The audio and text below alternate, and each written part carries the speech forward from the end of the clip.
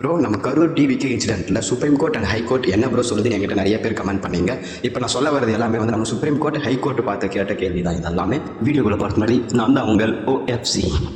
Supreme court வந்து Chennai high court கிட்ட கேட்டிருக்க கொஸ்டின் என்னன்னா, இந்த இன்சிடென்ட்டுக்கு எப்படி நீங்கள் SIT போட்டீங்க?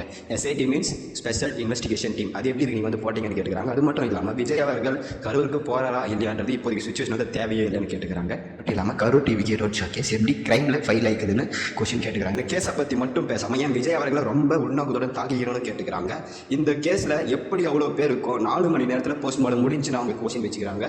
இதே இடத்துல ADMK கேட்டப்போ SOP ஸ்டாண்டர்ட் ஆப்ரேட்டிங் ப்ரொசீஜர் இன்னும் நடைமுறைக்கு வரலன்னு அவங்க ரத்து செஞ்ச இடத்த இப்போ எப்படி நீங்கள் டிவி கேட்க கொடுத்தீங்கன்னு கேட்டுக்கிறாங்க. சேம் கேஸ் சேம் டேல எப்படி 2 இடத்துலையுமே இதே கேஸ் நடந்திருக்குன்னு கேட்டுக்கிறாங்க.